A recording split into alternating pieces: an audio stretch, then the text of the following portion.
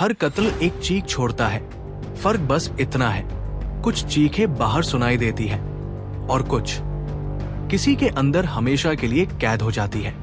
मेरा नाम है अयान मल्होत्रा, एक निजी जासूस और कभी दिल्ली पुलिस का हिस्सा रहा हूं। लेकिन अब मेरा काम है उन मामलों को सुलझाना जिन्हें सब असंभव कहकर छोड़ देते हैं। ये कहानी है एक ऐसी रात की जिसने दिल्ली की सांसों में सिहरन घोल दी थी।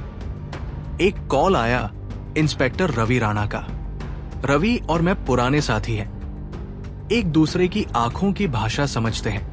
रवि, अयान, तुम्हें आना होगा। ये केस सामान्य नहीं है। साकेत में एक बड़ी कोठी के अंदर एक हाई प्रोफाइल मर्डर हुआ है। लड़की का नाम है अनन्या चौधरी। मैं तुरंत अपनी बाइक पर निकला। कोहरे और नींद से लथपथ सड़कों पर हवाओं की सरसराहट भी कुछ कह रही थी।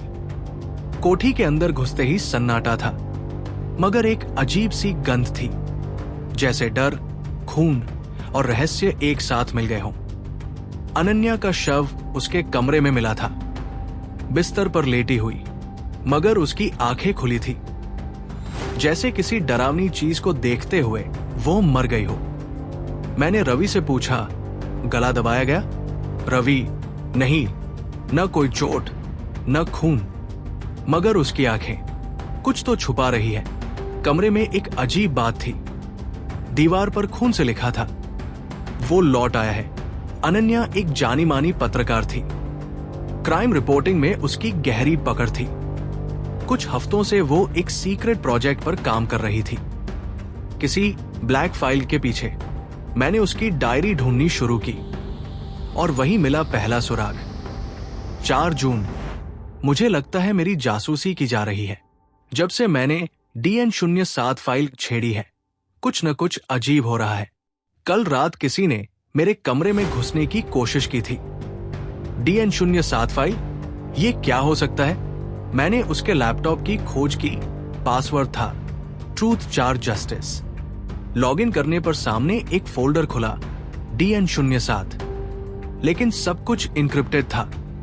मैंने रवि से कहा, हमें इसका पासवर्ड चाहिए और वो पासवर्ड उस इंसान को पता होगा जो इसे चाहता था, यानी कातिल। रवि ने कहा, तो अगला कदम? मैंने जवाब दिया, हमें अनन्या की जिंदगी की परतों को एक एक कर उधेड़ना होगा। और शायद ये सिर्फ मर्डर नहीं है, कुछ बड़ा खेल चल रहा है। अनन्या बहुत शांत लड़की थी, मगर पिछले कुछ दिनों से परेशान दिखती थी। रात को खिड़की से किसी से फोन पर जोर जोर से बात करती थी। एक रात मैंने उसे किसी से कहते सुना, अगर मैंने DN07 सार्वजनिक कर दी तो सबका पर्दाफाश हो जाएगा। जैसे जैसे मैं और रवि तहकीकात में गहरे उतरते गए, हमें कई चेहरे मिले। अनन्या का एक्स बॉयफ्रेंड रोहित मेहरा, जो एक बड़े नेता का बेटा था। क्राइम रिपोर्टिंग टीम का प्रमुख नीलकंठ रॉय, जो खुद एक बार विवादों में घिरा था। और तीसरा नाम, वो जो सबसे चौंकाने वाला था, ACP आदित्य शेखावत, जो अनन्या के केस को सामान्य बताकर बंद करने की कोशिश कर रहा था।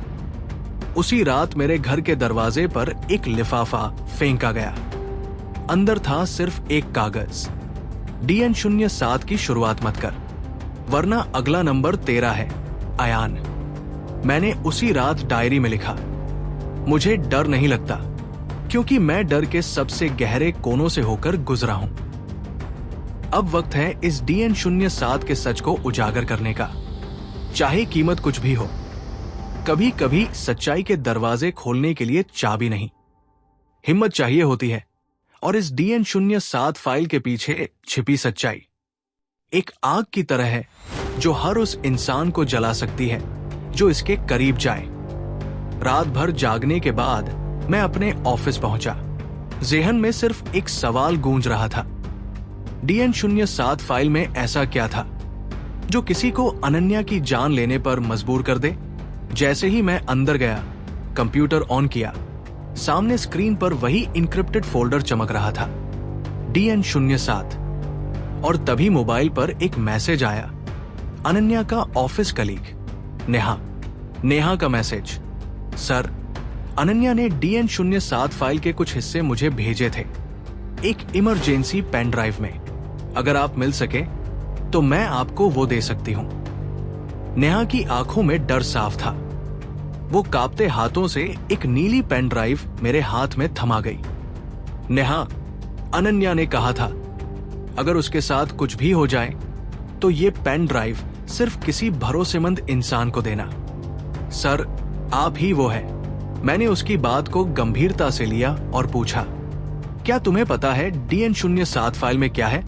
नेहा, बस इतना पता है कि ये फाइल दिल्ली के एक सबसे बड़े सेक्स ट्रैफिकिंग रैकेट से जुड़ी है, जिसमें कुछ पुलिस अधिकारी और नेता भी शामिल हैं। मैंने वापस ऑफिस पहुंचते ही पेन ड्राइव को सिस्टम में लगाया। एक वीडियो फोल्डर खुला जिसमें एक लड़की जंजीरों में कैद थी। जगह थी एक सुनसान बिल्डिंग का तहखाना। वीडियो में एक आवाज, इस DN07 को बाहर मत आने देना, वरना हर बड़ा नाम गिरेगा। मैं काम गया। ये दिल्ली की उस अंधेरी सच्चाई की झलक थी जो हमेशा छुपा दी जाती है। रात 8 बजे इंस्पेक्टर रवि का कॉल आया। अयान, नेहा मारी गई। मैं, क्या? कैसे? रवि, छत से गिराकर हत्या की गई है। लेकिन अजीब बात यह है कि उसकी आंखें भी वैसे ही खुली थी जैसे अनन्या की थी। और दीवार पर फिर वही शब्द। वो लौट आया है। अब 3 संदिग्ध मेरे सामने थे। 1, SCP Aditya Shekhawat DN07 file बंद करवाना चाहता है। 2, नीलकंठ रॉय, अनन्या के रिपोर्टिंग हेड, जो एक बार खुद यौन शोषण के केस में नामजद थे। 3, रोहित मेहरा, अनन्या का एक्स, जो उस रैकेट में एक लिंक हो सकता है। मैं और रवि वीडियो में दिख रही बिल्डिंग को ट्रेस करते हुए महरौली के एक पुराने गोदाम तक पहुंचे। वहां की दीवारें चाक से भरी थी और गंध अजीब थी, जैसे वहां इंसानों को कैद में रखा गया हो। एक तहखाना मिला। अंदर 6 केबिन थे और उनमें छुपे कैमरे। रवि, ये तो एक रिकॉर्डिंग रूम है। यहां लड़कियों को बंधक बनाकर रिकॉर्ड किया जाता था। मैं, यही DN07 का केंद्र है। लेकिन सवाल है, इसका मास्टरमाइंड कौन है? रात 11:14 पर एक अज्ञात नंबर से कॉल आया। आवाज में बदलाव किया गया था।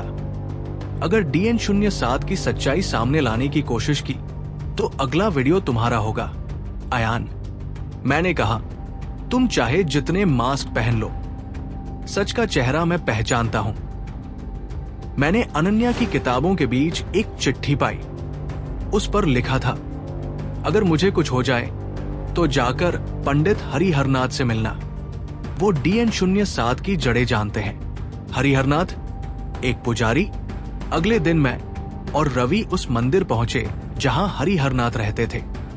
लेकिन हमें मंदिर के पास सिर्फ जलता हुआ राख का ढेर मिला और कुछ अधजले कागज जिन पर लिखा था, DN07 सिर्फ एक फाइल नहीं, एक बहुत पुरानी साजिश है। इसका नाम था ऑपरेशन काल। अयान की डायरी। अब ये मामला सिर्फ एक मर्डर केस नहीं है। ये उन परछाइयों से लड़ाई है जो सफेद पोश बनकर समाज में घूम रही है। नेहा गई, अनन्या गई, अब बारी मेरी है। लेकिन मैं रुकूंगा नहीं। उस रात मैं बहुत देर तक उस अजली चिट्ठी को घूरता रहा। ऑपरेशन काल, ये शब्द मेरे जहन में किसी भूचाल की तरह गूंज रहे थे। पुलिस रिकॉर्ड्स में इसका कोई जिक्र नहीं, इंटरनेट पर भी नहीं। और हरिहरनाथ, वो बुजुर्ग जो शायद इस राज की आखिरी कड़ी थे, अब इस दुनिया में नहीं थे। क्या ये सब महज इत्तेफाक था? मुझे हरिहरनाथ के मंदिर की एक पुरानी तस्वीर याद आई जो अनन्या की फाइल में थी। उस तस्वीर में मंदिर के पीछे एक छोटी सी झोपड़ी दिखाई दे रही थी। मैंने रवि को फोन मिलाया। हमें कल सुबह उस झोपड़ी की तलाशी लेनी होगी। अगली सुबह हम दोनों महरौली पहुंचे। मंदिर जला हुआ था, लेकिन उसकी पिछली जमीन तक पहुंचना मुश्किल नहीं था। झोपड़ी अब भी वहां थी, टूटी फूटी, धूल भरी, पर उसके अंदर एक लोहे का संदूक रखा हुआ था जिस पर राख के निशान थे। संदूक खोलने पर उसके अंदर जो कुछ था उसने मेरी रूह कंपा दी। 3 पुरानी तस्वीरें, पहली में एक बच्ची थी जिसकी आंखों में डर था। दूसरी तस्वीर में वही बच्ची 2 आदमियों के साथ थी जिनमें से एक चेहरा बहुत जाना पहचाना लगा, और तीसरी तस्वीर में एक आदमी किसी गुप्त सरकारी दस्तावेज पर हस्ताक्षर कर रहा था। उस दस्तावेज के ऊपर साफ लिखा था, ऑपरेशन काल क्लासिफाइड। रवि ने तस्वीर को ध्यान से देखा और कहा, अयान, ये तो सेंट्रल मिनिस्टर अजीत रावल है, 90 के दशक में दिल्ली के सबसे ताकतवर मंत्रियों में से एक। मेरा शक अब यकीन में बदल रहा था। DN07 फाइल उसी ऑपरेशन काल का एक हिस्सा थी और अनन्या ने शायद इसी साजिश की जड़ों तक पहुंचने की कोशिश की थी। हम वापस ऑफिस पहुंचे और मैंने सारे सबूतों को एक बोर्ड पर चिपकाना शुरू किया। तस्वीरें, वीडियो क्लिप्स, DN07 की एन्क्रिप्टेड फाइल्स, अनन्या और नेहा की मौत की तारीखें, दीवार पर लिखे शब्द, वो लौट आया है। हर चीज एक पैटर्न बना रही थी और उस पैटर्न का केंद्र बिंदु था 1997, वही साल जब ऑपरेशन काल लॉन्च हुआ था। मैंने दिल्ली आर्काइव से 1997 के अखबार निकलवाए। एक खबर बार बार दोहराई जा रही थी, साउथ दिल्ली में 7 लड़कियों की रहस्यमयी गुमशुदगी। पुलिस ने इसे मानव तस्करी बताया था, लेकिन केस बंद कर दिया गया सबूतों की कमी के कारण। और रिपोर्ट पर साइन करने वाला इंस्पेक्टर था आदित्य शेखावत, जो आज ACP है। मैंने रवि की ओर देखा। अब समय है आदित्य से दोबारा मिलने का। हम दोनों रात को आदित्य के बंगले पहुंचे। गेट पर पुलिस गार्ड्स थे, लेकिन रवि ने अपना बैज दिखाया और हम अंदर चले गए। आदित्य हमें देखकर चौंका, पर जल्द ही मुस्कुराया। अयान, तुम्हारी आदत नहीं गई ना मुर्दों को कुरेदने की। मैंने तस्वीरें उसके सामने रखी। उसने एक पल के लिए आंखें मूंदी और फिर बोला, ये खेल तुम नहीं समझोगे। जो DN07 है वो सिर्फ एक रिपोर्ट नहीं, एक काले इतिहास की परत है। अगर वो सच्चाई सामने आ गई तो पूरा सिस्टम गिर जाएगा। मैंने कहा, तो तुम लोगों ने उन लड़कियों को मार डाला और अब जो सच्चाई जानने की कोशिश करता है उसे भी मिटा देते हो। आदित्य हंसा, हमने नहीं, किसी और ने किया। पर तुम जिस वो की तलाश कर रहे हो वो अभी भी जिंदा है और तुम्हें उसे ढूंढना चाहिए, क्योंकि अगला नंबर तुम्हारा है। रात ढल चुकी थी और दिल्ली की गलियों में फिर वही सन्नाटा था, लेकिन इस बार उस सन्नाटे में एक अजीब सी गूंज थी, जैसे कोई परछाई तुम्हारे पीछे चल रही हो। मैंने फिर DN07 की फाइल खोलने की कोशिश की।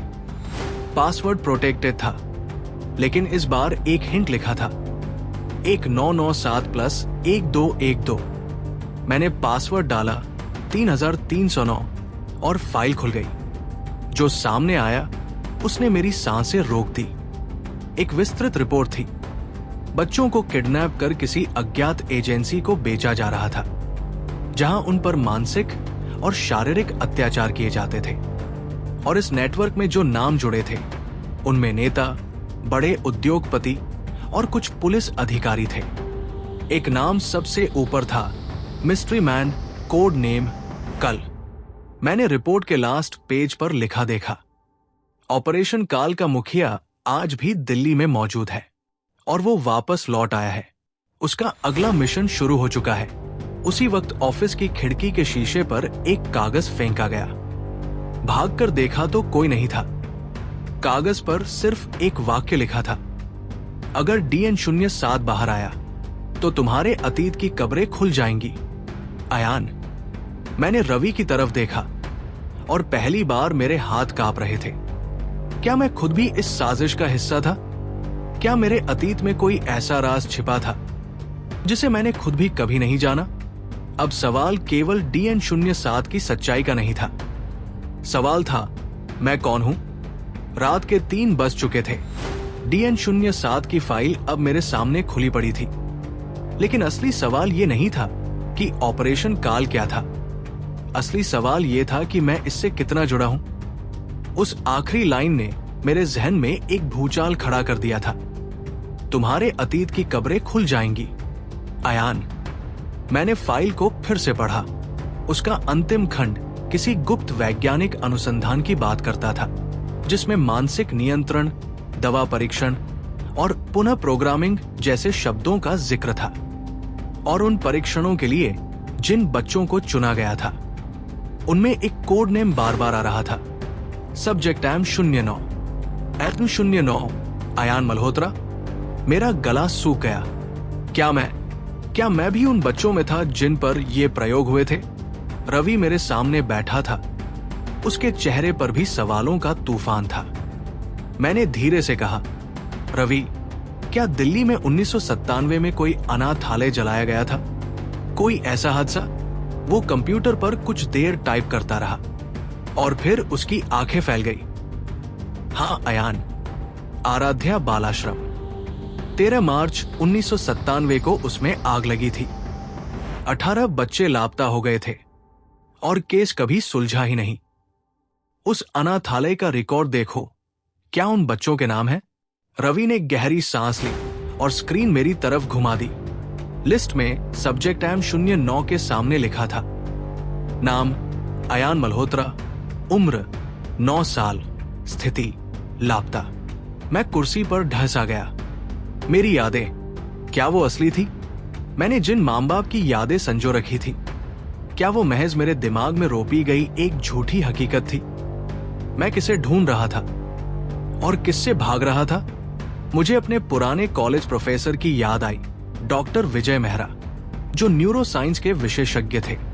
मैं उसी रात उनके पास पहुंचा। विजय सर ने मुझे देखा और हैरानी से कहा, तुम्हें 1997 की बात कैसे याद आई अयान?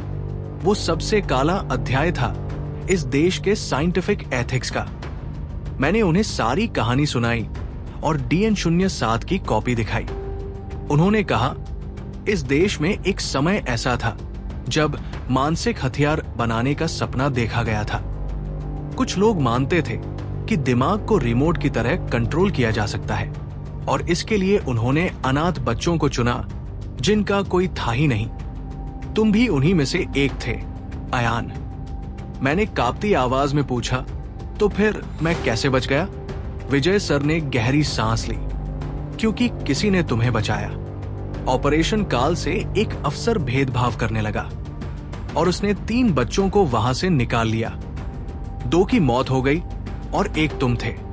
तुम्हें किसी पुलिस अफसर के हवाले कर दिया गया था और उन्होंने तुम्हारी यादें मिटाने के लिए तुम्हारे दिमाग में मेमोरी रिकंस्ट्रक्शन किया। तुम अपनी असलियत भूल गए। वो अफसर कौन था? मैं चीख पड़ा।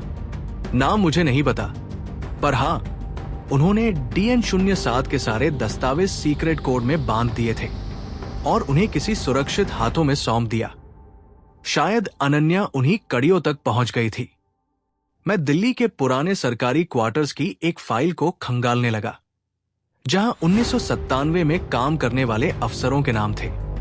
वहां एक नाम ने मेरी नजरें रोक दी, इंस्पेक्टर राजेंद्र नाथ मल्होत्रा।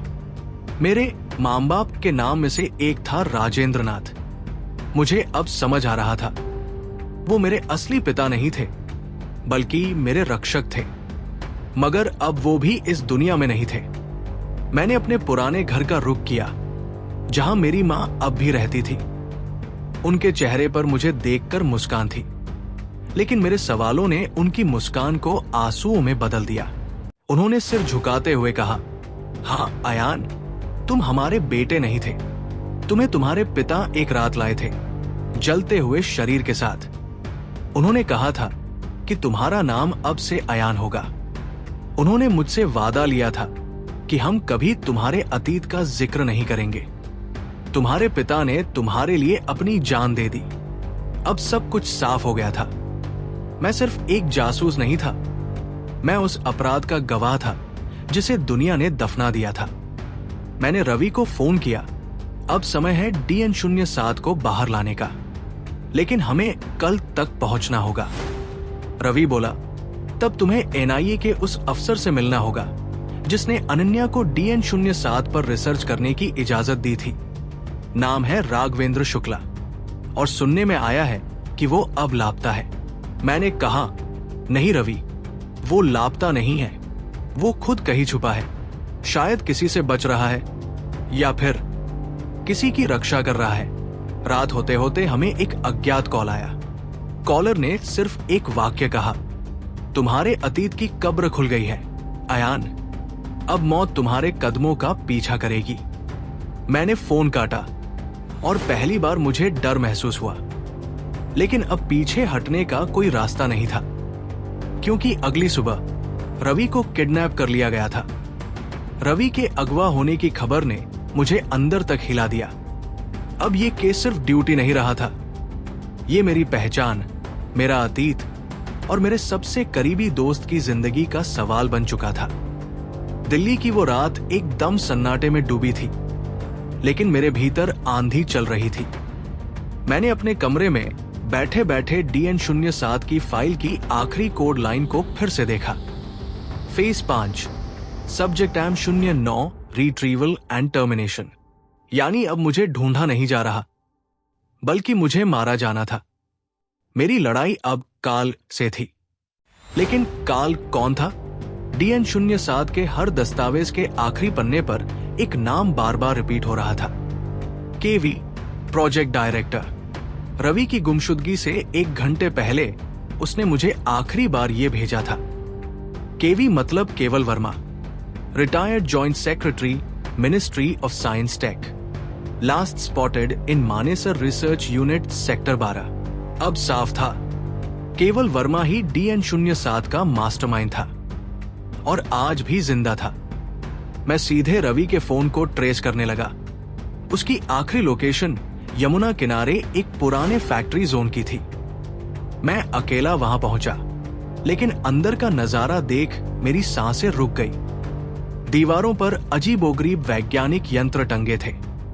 दीवारें पुराने साइंटिफिक रिपोर्ट्स, अनाथ बच्चों की तस्वीरों और डोज शीट से सजी थी। और ठीक सामने एक कांच के कमरे में रवि बंधा हुआ था।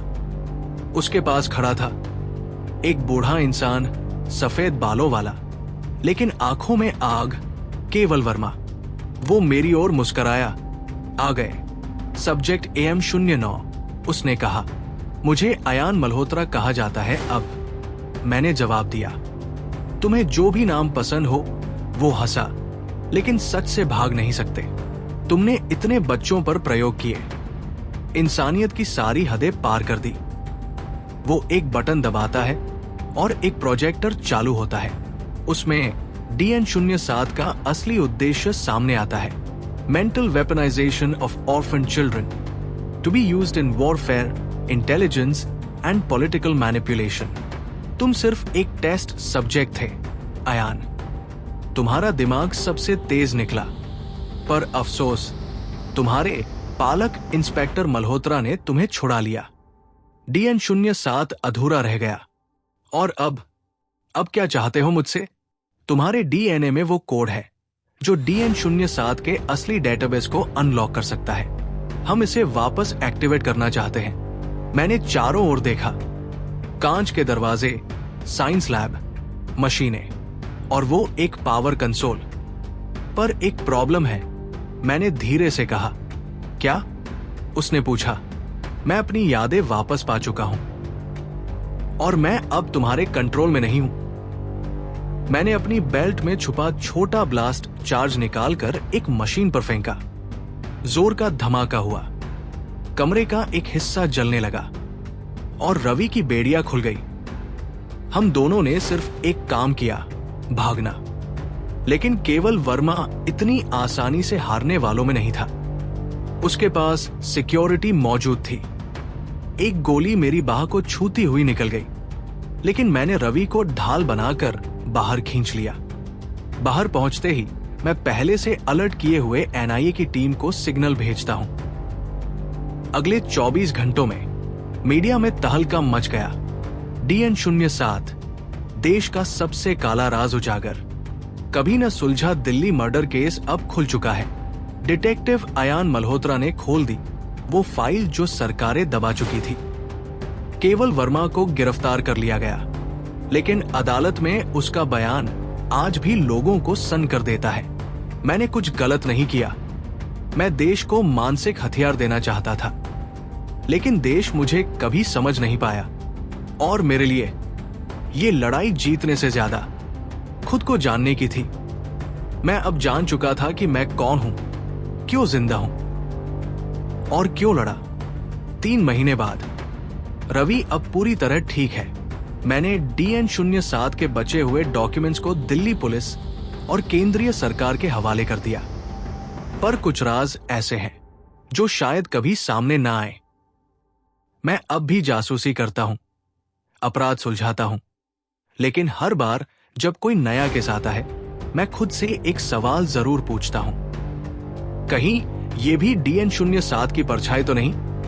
अगर आपको ये वीडियो पसंद आया हो तो कृपया कमेंट्स करें और हमारे चैनल को सब्सक्राइब करें।